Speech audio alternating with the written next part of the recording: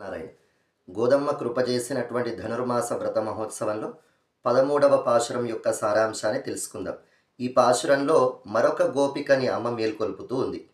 నిన్నటి పాశురంలో మనత్తుక్కినియానై అంటూ మనస్సుకి భోగ్యమైన శ్రీరామచంద్రుని కీర్తిద్దాము అని అమ్మ చెప్పగానే ఆ వ్రేపల్లెలో చిన్న గొడవ ప్రారంభమైంది. అదేంటి, మనం కృష్ణుడి కోసం కదా వ్రతం చేసేది, రాముని కీర్తిస్తున్నారేంటి అని కొంతమంది అన్నారు. మరి కృష్ణుడి పక్షంలో ఉన్నవాళ్ళు ఏమన్నారంటే కృష్ణుడే చాలా గొప్పవాడు అన్నారు. కృష్ణుడేమో భగవద్గీతని ఉపదేశించినటువంటి మహానుభావుడు అన్నారు.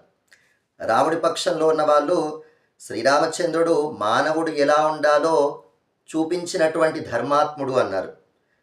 ఈ రాముడి పక్షం వాళ్ళు అంటూ ఉన్నారు కృష్ణుడు ఎంతోమంది స్త్రీలని ఏడిపించినవాడు అన్నారు.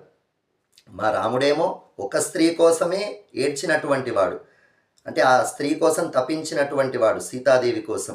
ఇలా చిన్నగా దెబ్బలాడుకుంటూ ఉంటే ఒక వృద్ధురాలైనటువంటి గోపస్త్రీ అక్కడికి వచ్చి అరెరే, రెండు అవతారాలు ఒకటే అని చెప్పేటువంటి ఒక చిన్న దృష్టాంతాన్ని చెప్పింది.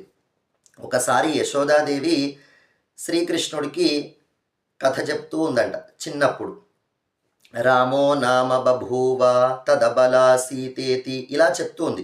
రాముడనే మహారాజు గారు ఉండేవారు, తన భార్య పేరు సీతాదేవి. ఇలా చెప్తూ ఉంటే హుం హుం అని ఊ అంటూ ఉన్నాడు కృష్ణుడు. కథ బాగా సాగుతూ ఉంది. చివరికి చిన్న సస్పెన్స్ వచ్చింది.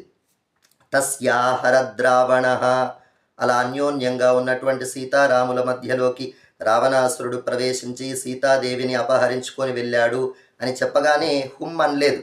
సౌమిత్రే క్వ ధనుర్ధనుర్ధనురితి అన్నాడట కృష్ణుడు. అంటే హే లక్ష్మణ, ధనుర్బాణాలు తీసుకొని రా, యుద్ధానికి వెళ్దాము అని. కనుక దీన్ని బట్టి చూస్తే రాముడు కృష్ణుడు ఒకటే అని చెప్పారు. ఒక్కొక్క అవతార ప్రయోజనం ఒక్కొక్క ప్రయోజనాన్ని కలిగిస్తూ ఉంది, లోకాన్ని ఒక రకంగా ఉద్ధరిస్తూ ఉంటుంది.